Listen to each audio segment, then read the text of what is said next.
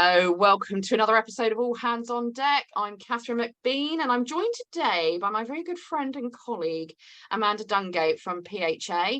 And we're going to have a little chat about PHA because there's still a lot of people out there who aren't quite sure what we're about, what we do, what's a health hub, what's a practitioner about, how do I access it, what do I do? So we're going to just go back to basics, go through these elements and answer them. I'm going to pretend I know nothing. Which often many people feel is the correct way. But Amanda's going to fill us in on all the details kindly. So we'll start working through those now. But if anyone's got any questions, you can usually find the answers at the-pha.org, and we'll put all the links and usual bits and pieces down below. So hello, Amanda. Hello. Thanks for having me. Thanks for joining me. Diving straight in, what's a health hub, Amanda? Wow, that's a good question. It's actually one that comes up quite a lot, and I suppose I just took it for granted that people would know what it is, but it's different for every community, I think, and it's different for every person. But for me, the idea of a health hub is a space where people can come together. Now we've got virtual hubs where it's still people that can come together and meet in a place, but they still have their own businesses and they still work independently, but they are connecting with other practitioners and people in their local area. So it really is that place where people can come, whether it's for treatments, whether it's for workshops, cup of tea, but just a space in the community for everyone to congregate, I think. What would you say? I'd say the same, and there is no definition of what that is other than outside of what your community needs. Like you say, some groups we know they do a drop-in once a week. A few practitioners will come together and they'll go to the local village hall, and then those who can't or won't access the GP are able to at least still come and get some healthcare support, and some of them do it on a donation basis. Some of them are able to refer to a colleague who might be able to be more specific to that particular ailment. Obviously there's some that have actually got a hub, a physical building where the doors are open and you can go and book an appointment and see a plethora of different practitioners from various modalities.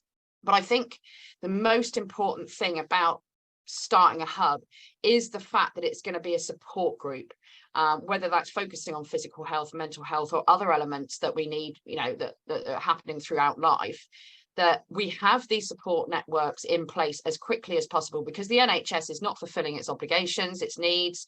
And a lot of people realise actually at primary care level, you don't necessarily just want the pharmaceutical treatments. It is really nice to start looking at what else is out there, which is more natural approaches to health.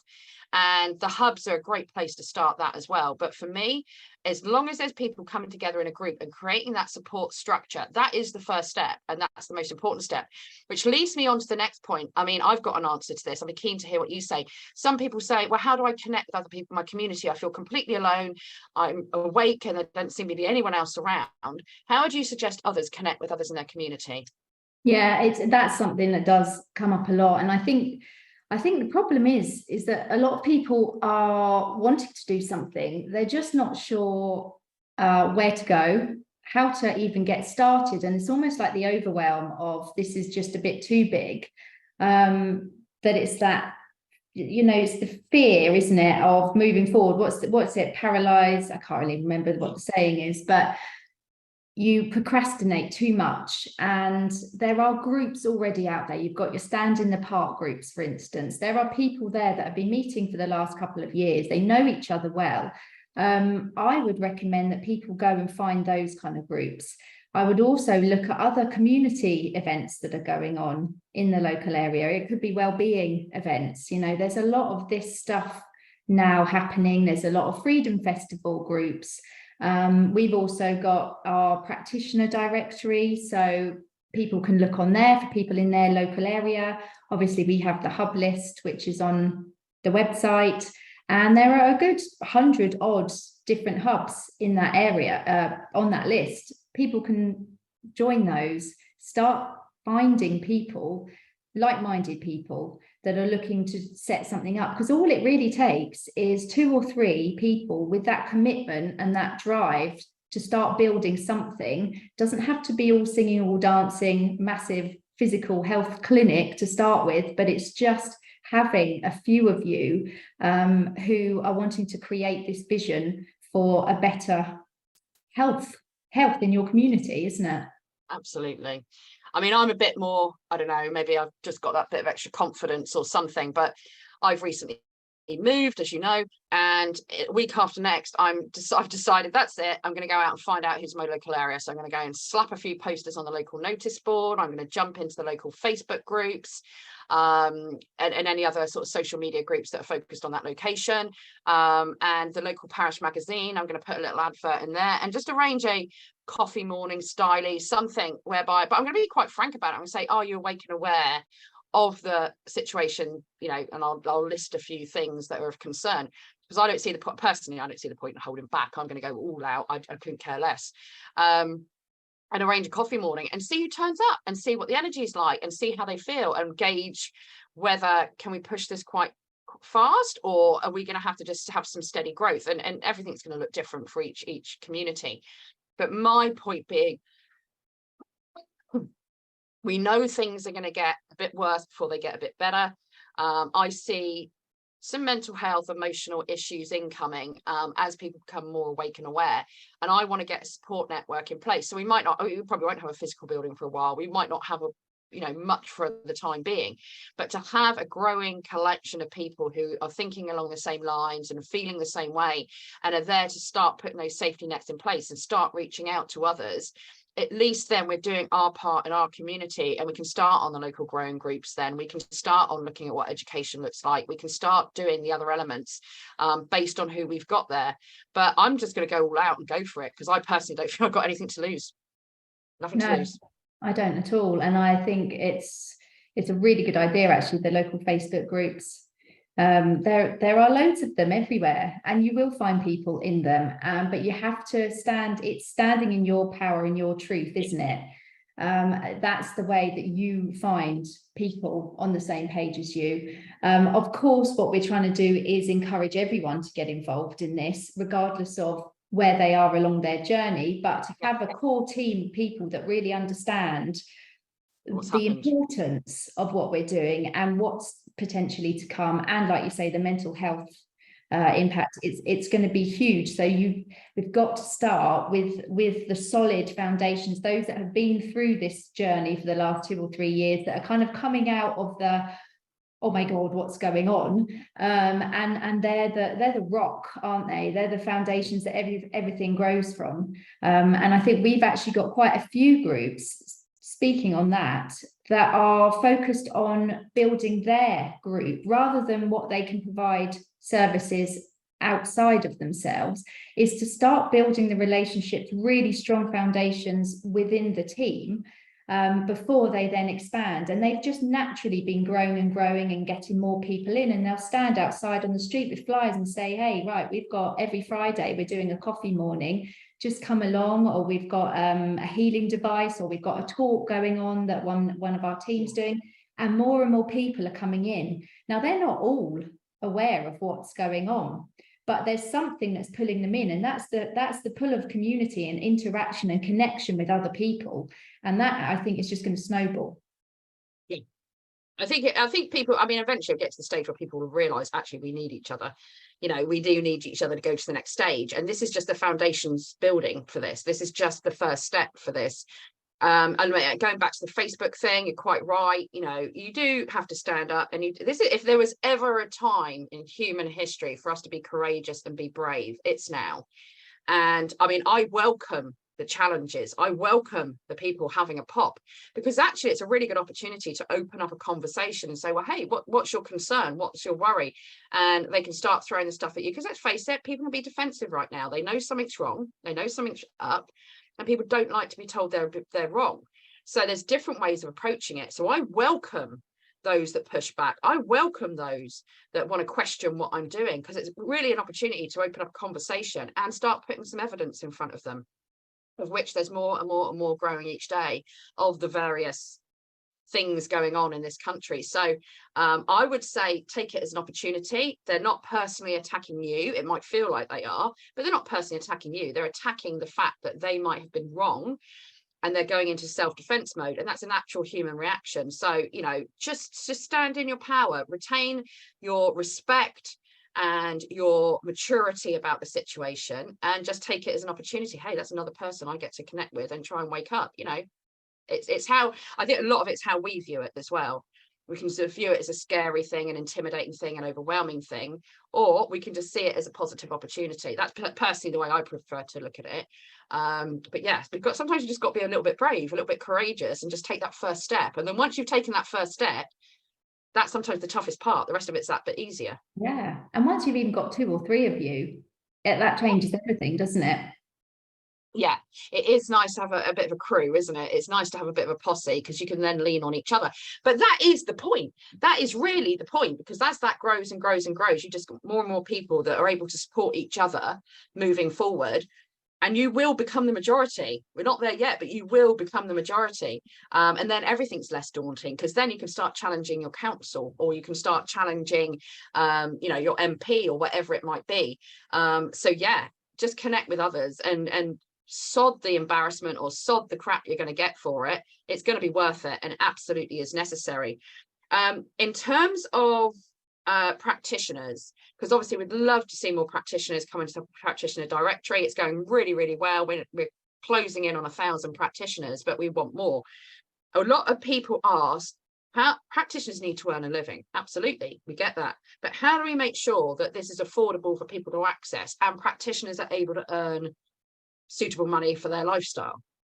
Yeah, I think this is an important one, because we're in this transitional period where we need money. It's just the way it is at the moment. With, you know, as much as we'd all love to do everything for free, it's just not possible. We've got bills to pay. So what the conversations that I've been having is, how about looking at a fund that you slowly start building? So it could be, for instance, 1 day a week is your cheaper rate treatments. People that are less able to afford full price, they can go in on these days, or practitioners donate 10% or 20% of what they're earning back into this fund for those that really can't afford it.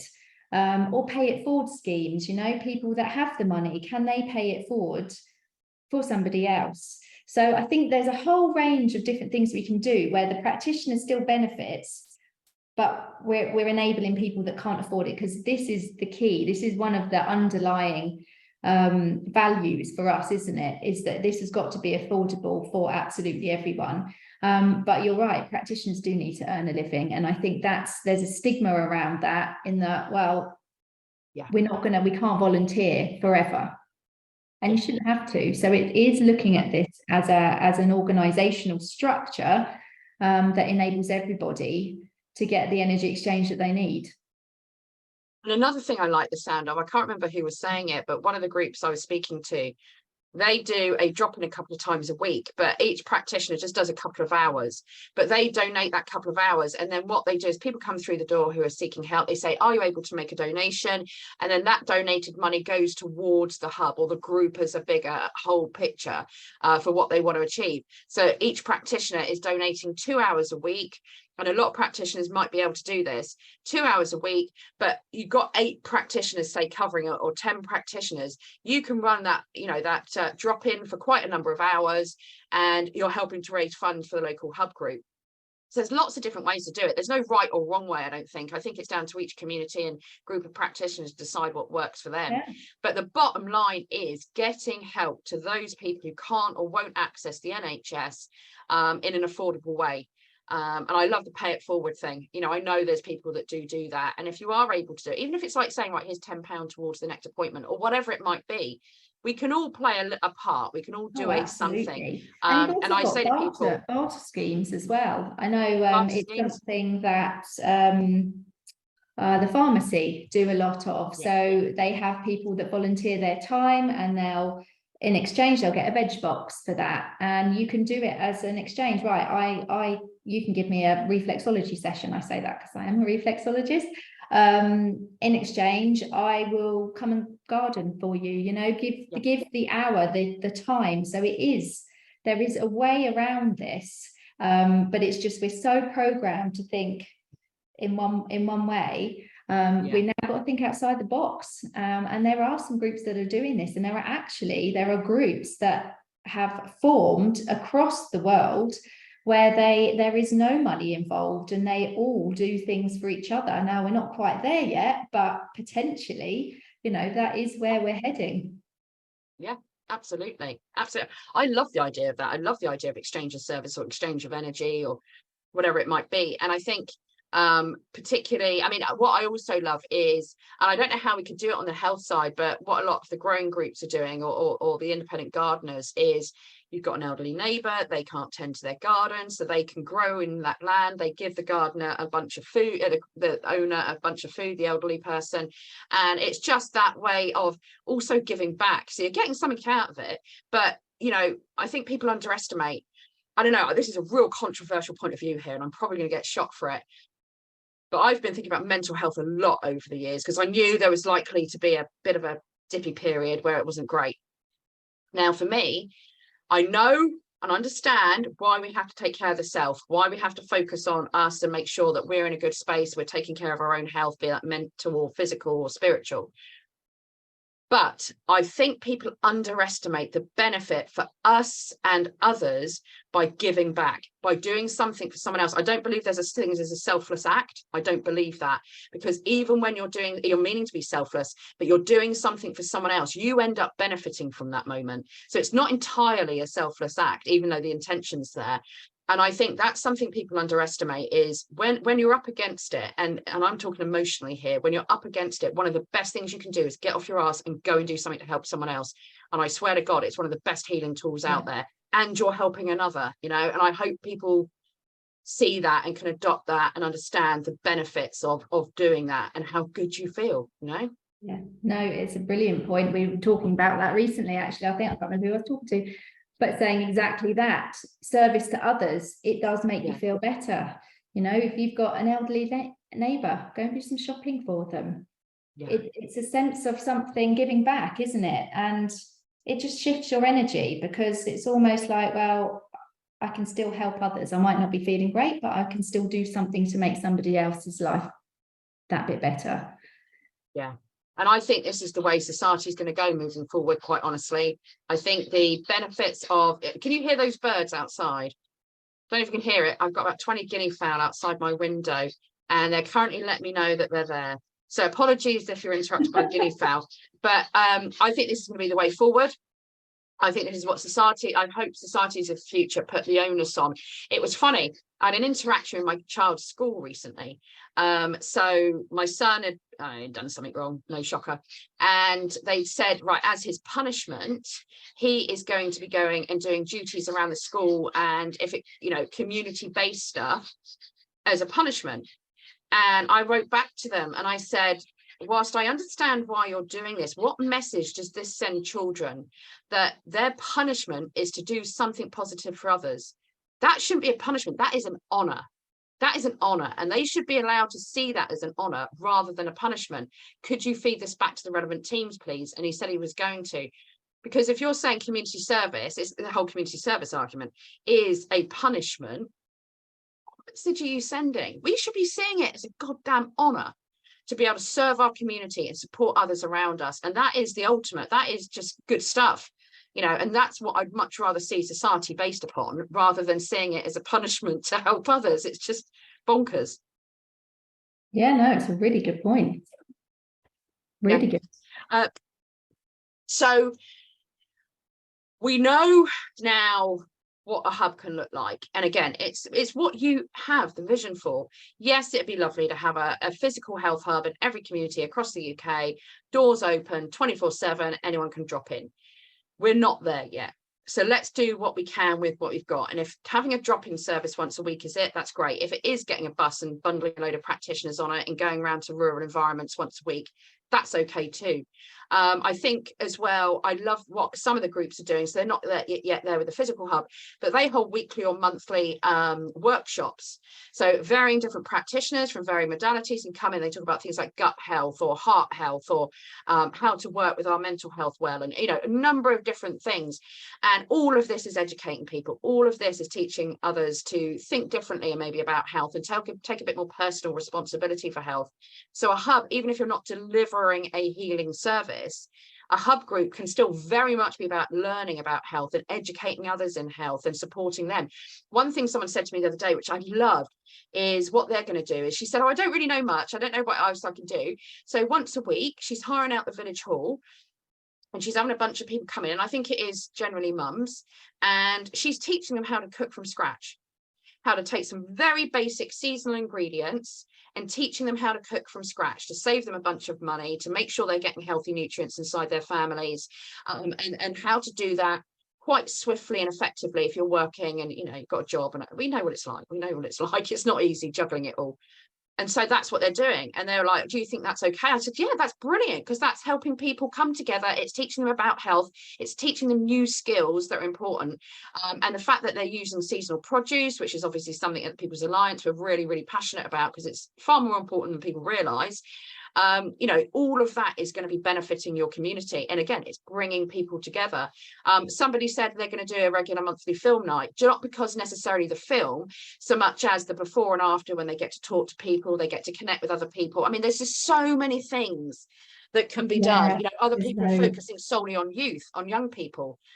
That's great, fine, brilliant. That absolutely needs to happen. I mean, you and I were talking the other day, you know, it'd be lovely to have that lottery win and be able to build proper retreats for people with trauma or addiction or similar situations, whereby we can properly start healing people and doing that. Now, you might be a community who wants to go all out and crack on with that. Go for it, absolutely go for it. But I think the message here today is it almost doesn't matter, as long as you're doing something and it's moving in the right direction. That's key, connecting with others and just getting moving. Yeah, definitely. And I think the mental health aspect almost is like a byproduct, isn't it, of what you're doing, the mental well-being, the support network you're creating. Because like you say, there are so many wonderful ideas and inspirations that have come out of this. We have groups that are doing foraging walks, rambling walks, you know, once a week. So they're not even having to fork out money. They're just going for a walk out in nature once a week. Coffee mornings, like you say, at the local village hall, or if somebody's already got a space, because that's the other thing is, are there practitioners that actually already have their own space and they can rent out some rooms? It doesn't have to cost the earth. And I think it's lovely to have a sort of big picture vision for how you want it to look. But actually, it's those small incremental steps that get you there. And it might end up looking completely different. But I think the key and the most important thing when you are doing this with a group of people and you're coming together really not knowing each other, is to be able to create this vision together. You are all invested in it then. It's not just one or two people. And I know you do have those that end up leading the way. We've had it in absolutely every group. There are those that just naturally fall into that role. But I think if you are invested in this vision for your local community and you are out there talking to people and actually getting feedback from people in the community, that you're helping them without even having to have this big fancy hub, just by having a coffee morning, let's come and have a chat. We'll do a talk, like you say, on gut health. We'll have a nutritionist, a naturopathic doctor. We can have an Ayurvedic practitioner. All of how do they approach this issue, and then get people into their groups workshops. So smaller groups based on location. So each group then can form their own support group as they're going through this process together by where they all live. So it is really about connecting the dots. And like, you know, a lot of people do know, but for those that don't, we are going to be looking at creating a community group directory. So this will be for health hubs, this will be for food groups, this will be for education groups, really being able to link up, join the dots where everybody is. And so if health doesn't resonate with you, find something that does. Food might, lawfulness, social enterprise. Let's get back to making a fully self-sustaining community, because we're looking at the whole thing here, really, aren't we? Yeah. This was going to be my next point. You're quite right that some, you know, people are different. They have different interests. They have different things that vibe for them. But there's still a way of working together. You can have a subgroup go off and think, hey, we're not happy with the schools. Let's start looking at education in our local village or our local area. You can have others that are fully focused on, hey, we need to feed everyone in this community. Let's find some land, let's get moving and start growing. Others that are focused on health, or like you say, local commerce, economics. It could, there is so much infrastructure that actually needs to be reinforced and replaced at community level, because again, waiting for the central organizations to do it is a huge error, because we've then learned nothing. They were the ones who messed it up. The decentralization of these structures is of the utmost importance moving forward for whatever we build, whatever we create. And starting your local community means you're sidestepping all those landmines. You're actually decentralizing the power structures without maybe even knowing it, by creating these things at grassroots, by creating these things at community. And you can all work together. You know, there's always going to be a clash of personalities in life.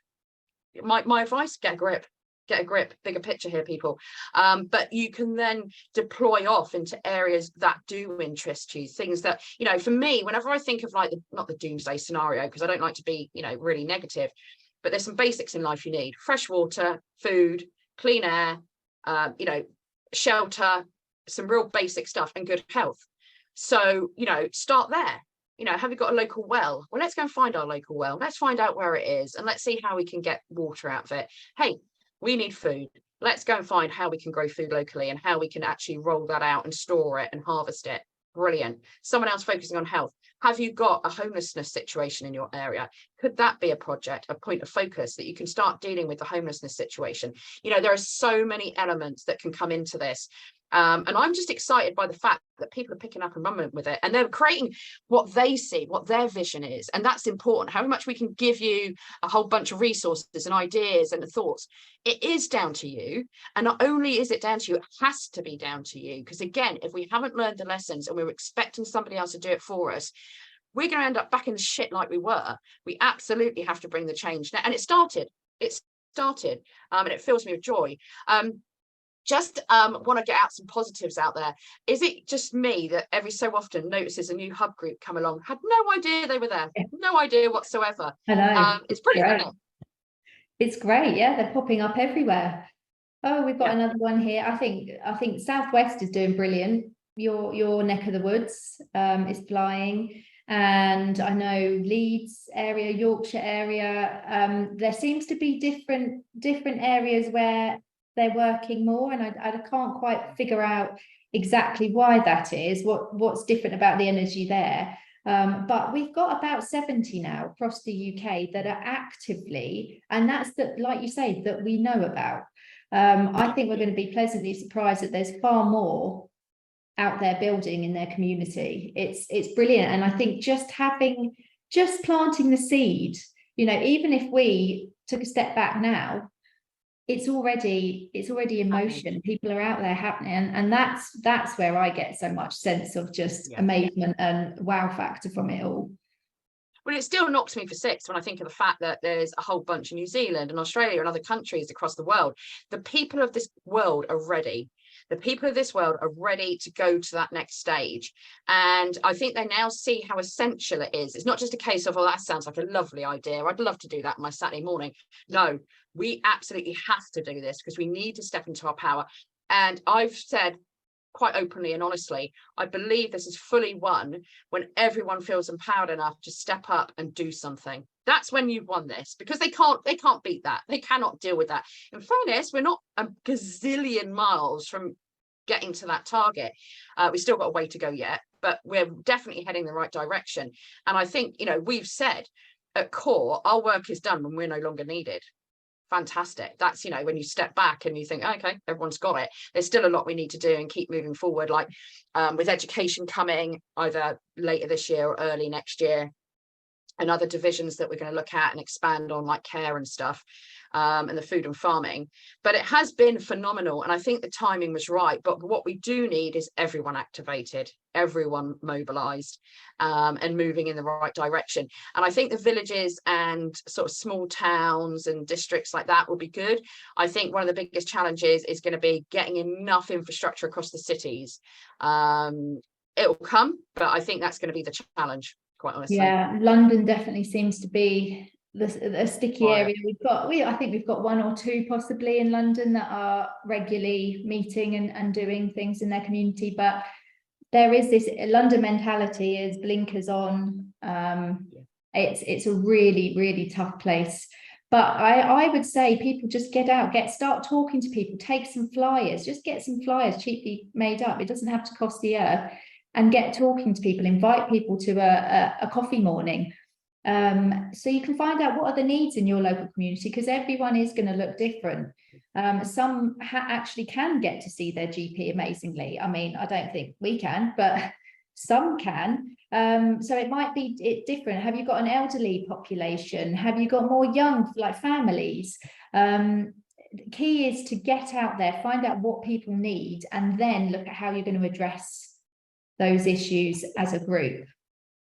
Something I feel quite passionately about, I think having been one for 10, 12 years, is communities supporting single parents more, because the old analogy of it takes a village to raise a child, there is a lot of truth in that. There is a lot of truth. And once upon a time, the responsibility, you kept an eye on each other's kids. And if someone came over and mum's a bit at work and haven't eaten, they'd feed each other. And, I'm not saying those things don't happen now, but I do think that the breakdown of the family unit has had a massive impact on us at community level over the last couple of decades. And I think it's probably at its worst now than it's ever been. And some single mums are just generally struggling to raise their kids, to work, to take care of the house, to grow food, and to do it all. Actually, some communities might see that as their focal point. Hey, let's grow food, so at least we can make sure single parents and those that are retired have got access to good quality food. Things like that. That could be your focus point. In all honesty, it doesn't even matter. You've just got to all connect on it, and you've all got to come together with the same kind of feelings to make a difference. And so go with what works for you.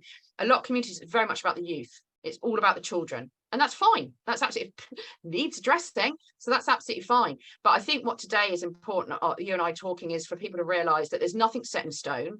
There isn't one particular model you have to copy. There isn't one way you have to do this. It very much is about creating what you need for your community. And you can start really, really small. And that's good. That's fine. It's a starting point, isn't it? And you don't have to be a practitioner, because that's another thing that comes up a lot. I'm not a practitioner. How can I get involved? There are so many ways that you can get involved with the local health hub. People need, admin support is huge. That's needed. You need people that are great organisers, great communicators, PR, marketing, social media. There is so much that people can get involved with. They don't have to be a health practitioner. So I just wanted to make that clear, because that does crop up quite a number of times. I think it's essential. I think it's essential that you've got balance of skills and mindsets. And, practitioners are obviously going to be very caring people. They're going to be very giving people and so forth.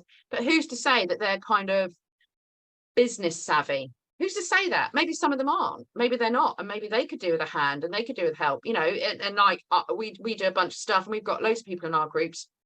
Some of them are crap at one thing and brilliant at another. I know I am. Don't put me in anything technical or financial. I'll rubbish it up. But plunge me into another area where I feel confident and I can make it fly. So it is about, what would we say right back in the beginning? Don't try and stick a square peg in a round hole. Play to your strengths. Whoever you are, you're going to have a skill set. Just find where you can apply it and apply it. It is literally that simple. I'm excited though. I think, it started, it's moving, it's going greater guns than we could ever have begun to imagine that it'd go.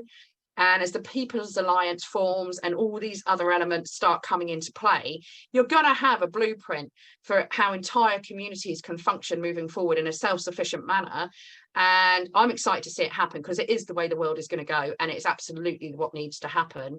So if you're watching this and you haven't done anything, crack on, do it. And if there isn't a hub group near yours, start it. Do it yourself. I'm going to be starting one in the Castle Carey area in the next month or so. So look out for the obnoxious posters and messages. No, they won't be obnoxious. The posters and that come out, because I'm going to form a group here and we're going to rock it, whatever that might look like. And I know that you're thinking of moving, so you're probably going to start one where you're moving, aren't you? Absolutely. I'll be in the West Sussex area very soon, and I will be going great guns, looking at community growing groups and connecting with local farmers, seeing if they have a bit of land. It's about the connections, isn't it? You don't have to have it all the answers, but you start talking to people in your local area and you find, oh, so and so has this. Oh, actually, I know somebody who's got a property that you could, that's all it takes, is just those opening up those conversations. And we also have flyers. So if you don't feel comfortable about going out there and talking about what you want to do, we've got flyers, we've got marketing material. Just drop us a line, drop us an email, info@the-pha.org, and we will provide you with any support materials that you need. No, I'm really excited. I can't wait to get started on my own now. And I think we're going to see PHA and PA just keep flying along. And going from strength to strength. So if you're out there and you want to get involved, go and have a look on the website, look at the Hub Life information. We're all over Telegram, find our social media on any platforms. If food and farming is your thing, go and look at the PFFA information. Like we say, the education side of it's coming. But again, there are groups out there. Don't just wait for us. There are other amazing groups out there. We will be forming a huge directory, which is going to share all this information in the fullness of time. But go and have a look. There are groups out there already doing it, and just go and get involved. I think that's the most important thing. But yeah, I'm excited. And thank you for coming along today, Amanda. Yeah, always love having a catch up. And yeah, guys, thank you very much. Links down below. Do like and share and subscribe and all that other nonsense I'm supposed to tell you. And yeah, have a good week.